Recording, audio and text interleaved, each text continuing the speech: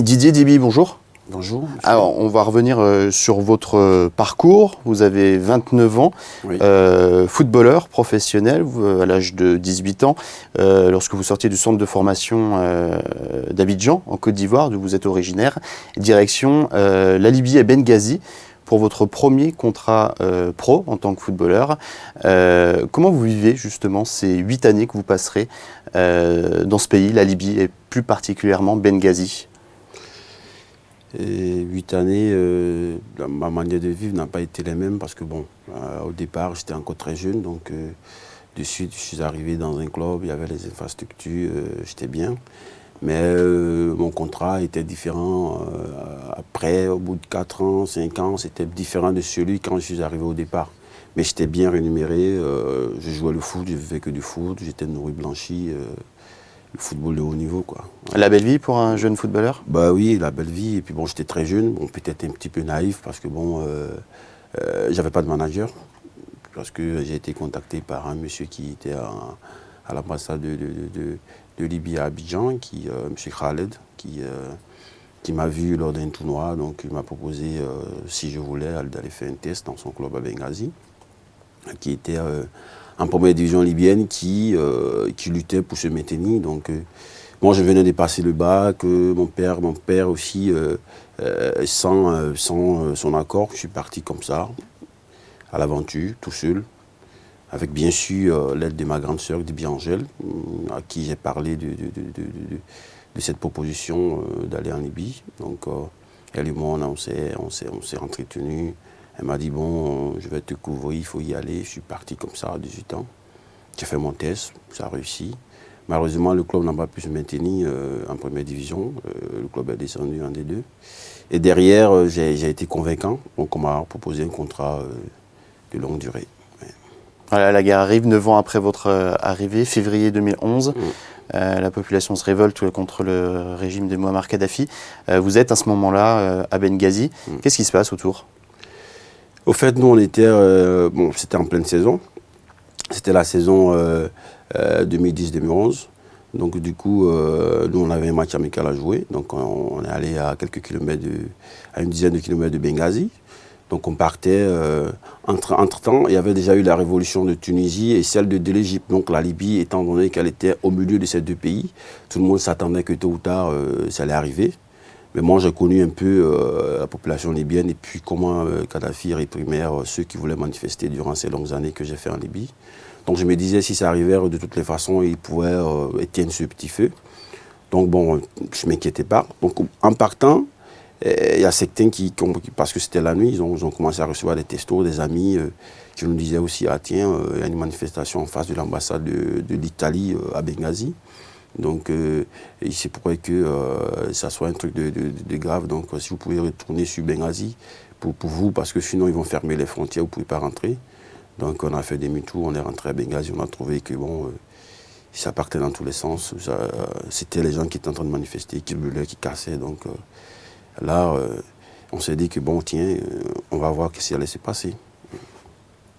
Donc vraiment une ville retournée. Voilà, une ville. Les premiers jours, on s'est dit, parce qu'il y a eu aussi des moments comme ça, où 2 jours de manif, et puis après, Kadhafi il envoyait ses militaires de Tripoli, de Sirte, qui éteignaient ce petit feu, et puis ça allait bien le pays, quoi. Donc on s'est dit, au bout d'une semaine, de toutes les façons, il allait trouver une solution. Donc après 1 semaine, 2 semaines, c'est là il apparaît maintenant dans les informations, il parle à la population. Et derrière, 3 jours après, il n'y a plus de manifestation. Donc on se dit, ok, tiens, il a convaincu disons, entre guillemets, ses enfants. Donc peut-être que ça sera bien.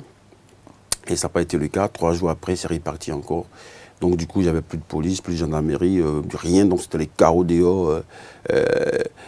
C'était comme une bombe à retardement. C'était les petites communes qui étaient tout autour de Benghazi qui avaient envoyé des gens qui étaient prêts à pouvoir faire face aux militaires du régime. Donc, ils étaient nombreux, ils ont inondé Benghazi, ils avaient tous des armes, donc c'était dur, c'était dur. Il n'y avait plus personne pour protéger qui que ce soit. Et vous étiez où à ce moment-là? Vous étiez protégé par le club? Voilà, donc moi, étant donné que je suis dans ce pays que par le biais de mon équipe, donc je précise, Nasdi Benghazi Jedida, qui, dans la presse anglaise, on dit New Benghazi Club.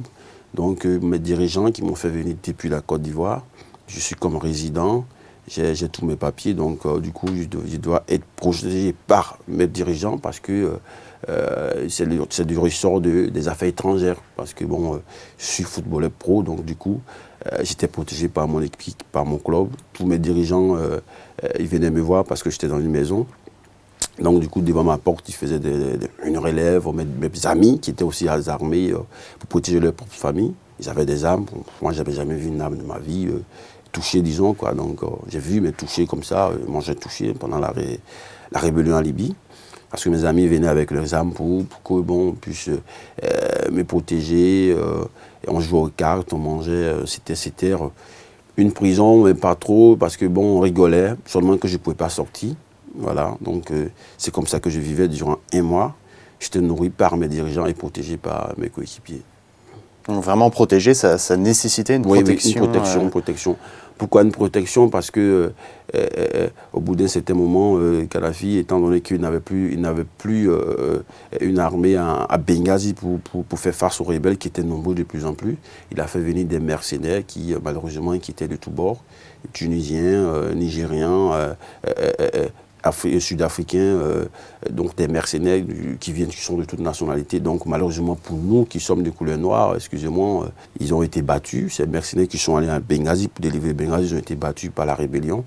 Donc dans leur fuite, il y a eu des mercenaires noirs qui ont jeté leur tenue de combat pour fuir, donc ils ont été attrapés. Donc des noirs, donc du coup les rebelles se disent, mais le noir qu'on trouve dans la rue, pour une simple confusion, dans la confusion, tu peux te faire abattre, quoi. Donc, du coup, mes dirigeants nous ont dit, ne sortez pas, parce que ce qui se passe dehors, étant donné qu'eux, ils sont libyens, ils savent ce qui se passe dehors, donc ils viennent nous dire, écoutez, ne sortez pas dehors, ça tue les Noirs. Même les propres Libyens noirs, ils se sont fait avoir, donc restez tranquilles. 2 jours après, on a un coéquipier qui s'appelle Ala Kershini, notre défenseur central, qui vient avec une vidéo, parce qu'on avait, c'est pas un ami à nous, mais un collègue du foot qu'on a croisé pendant 1 mois qui venait de se faire tuer devant un supermarché. Donc la preuve était là, il nous a montré des vidéos atroces. Donc on a dit, mais tiens, ça devient sérieux. Donc du coup, on sort pas, c'est mieux qu'on reste là. Mais par contre, protégez-nous. Et oui, c'était ça, quoi. Ouais.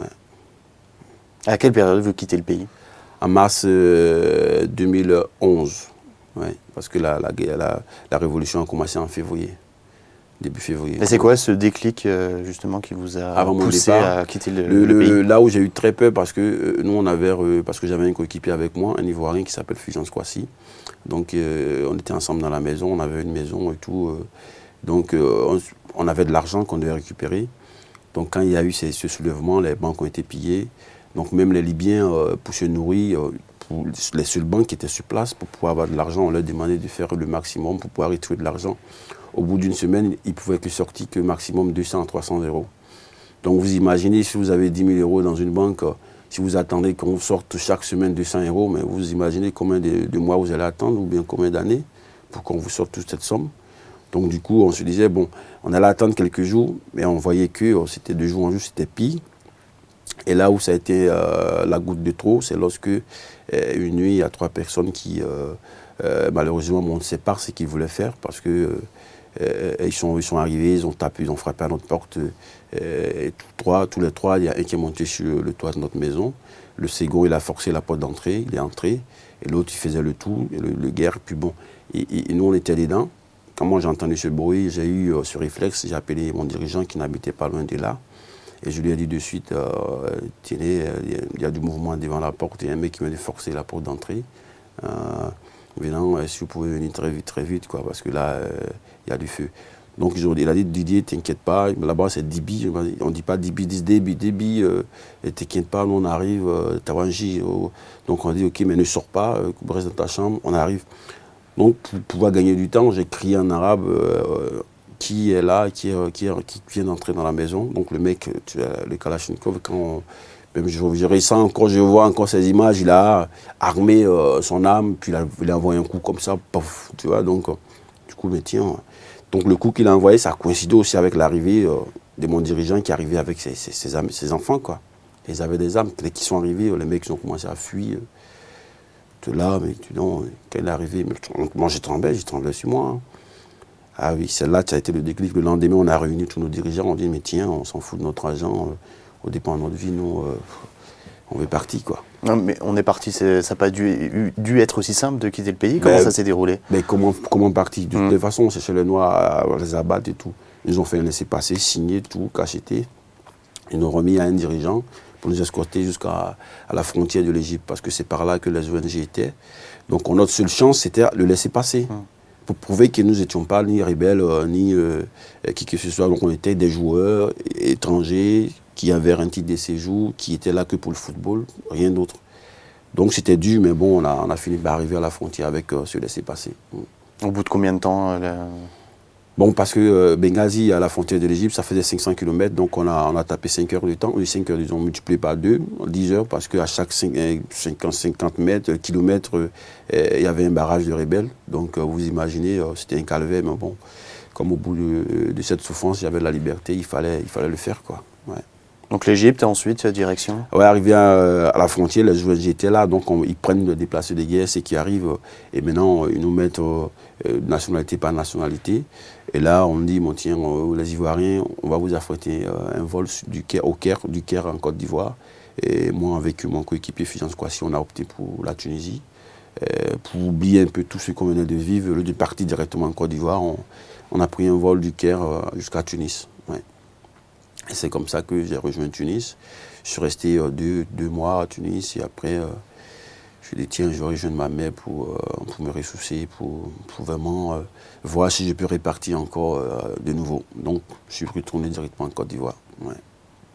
Je suis arrivé en Côte d'Ivoire fin juin, début juillet. Pour ensuite, finalement, taper le ballon sur les pelouses Agoura. Voilà. Donc, étant en Côte d'Ivoire, parce que, bon, 8 ans en Libye, j'ai connu assez d'entraîneurs étrangers. Donc, ils m'ont dit, bon, tiens, Didier, si tu as envie de rejouer, on te propose un contrat, tu peux venir me rejoindre au Qatar, en Turquie. J'ai dit non, pour l'instant, je ne pense même pas au foot, quoi. Donc, je vais voir, je ne sais pas, mais je n'ai pas donné de suite.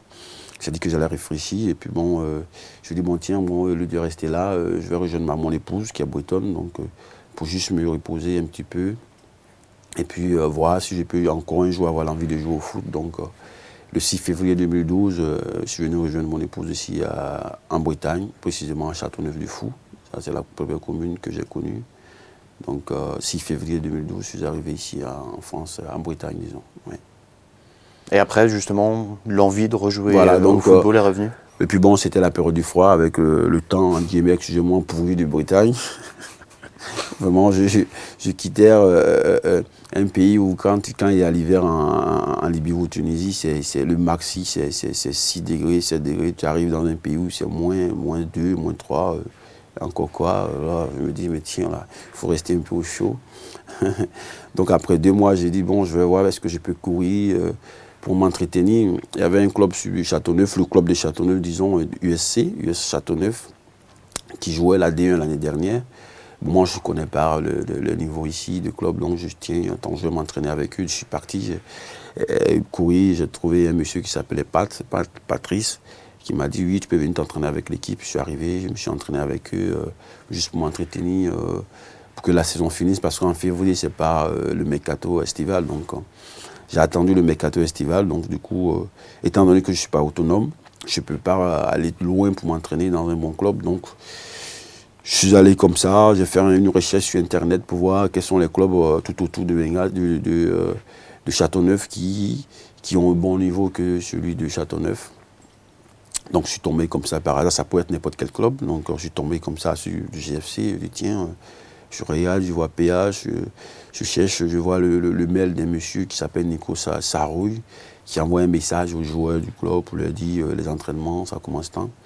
Donc je lui envoie un mail, il dit tiens, excusez-moi du dérangement, je voulais savoir, le JFC PH c'est quel niveau que je voulais savoir. Et le jour suivant, j'ai reçu le coup de fil de M. Thierry Rivoire, qui est le président du JFC. Un matin, il m'appelle, il dit c'est le président, bon, ça m'a étonné, il dit ah oui.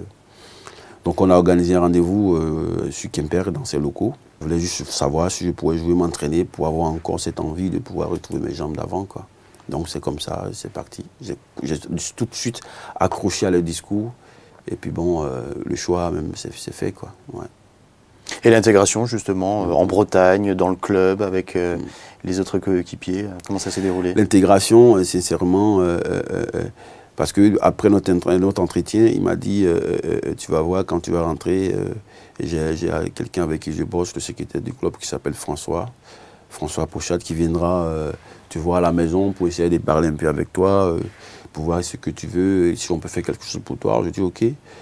Donc François, il est venu me rejoindre à Châteauneuf. Il est arrivé, bon monsieur, il arrive, il sonne, il monte et tout. Je fais sa connaissance. D'abord, dessus, je vois le monsieur qui arrive, qui a la patate, tout ça. On dit, mais non, d'abord, moi, je suis en train de connaître un peu la culture bretonne. Donc, et quand il arrive, il me dit, mais tiens, si on peut faire quelque chose pour toi, on est là. Mais pour moi, ça n'a jamais été comme ça. Donc, dans la vie, là où j'ai été, bon, parce qu'en pro, le football, c'est donnant-donnant. Je te marque des buts, tu me donnes telle somme d'argent, mais les mecs arrivent, tu n'as rien fait pour eux. Tiens, tu veux quoi comme boulot? On va te trouver du boulot. Mais tu vois, tu dis, mais ouais, d'abord, tu te dis, mais là. Je dis, mais je suis déjà dans une bonne famille, quoi. C'est ça qui, la réussite, la clé de mon intégration. Et que c'est que du bonheur. Oui. Et comment vous imaginez votre avenir en Bretagne? Bon, être là très très longtemps, peut-être toute la vie. Là, je viens d'aménager à Gouin depuis le week-end dernier. Donc, une très belle maison. Donc, mon épouse et moi, on a des projets. C'est aussi ça la vie. J'ai aussi ce petit challenge. Est-ce qu'en dehors du foot, je peux faire autre chose? Donc, avec le club, j'ai demandé de passer mes diplômes. Donc, avec l'aide du président Thierry, François m'a inscrit pour que je fasse mon CFF1. Donc, j'ai commencé, j'ai passé déjà, fait déjà... Donc, l'entraînement le diplôme d'entraîneur? Le diplôme d'entraîneur. Donc, j'ai déjà fait une première partie avec Olivier Cady, qui a été mon formateur à Pounet-Vézel. Donc, et là, bientôt en janvier, j'aurai encore une partie avec lui. Donc, c'est une bonne voie, parce que depuis la Libye, pour moi, après le foot, c'était mes diplômes et coacher une équipe un jour. Donc, avec l'aide du GFC, les dirigeants, François Pochat m'a inscrit. Ça se passe bien pour l'instant. Mon avenir, bon, moi, je suis comme là, c'est que du bonheur. D'abord, de sortir de cette guerre en Libye, d'être en vie, pour moi, le reste, c'est que du bonheur. Je ne suis pas mort comme certains. Donc là, mon avenir ici, je ne me prends pas la tête. Être ici, que possible. Ici, aujourd'hui, mon objectif, c'est que je sois là un jour pour dire, ah, tiens, j'ai participé à la montée du GFC en DHR l'année prochaine. Ce sera que du bonheur pour moi. Donc, mon avenir, c'est ici pour l'instant. Ouais. Merci. Merci à vous.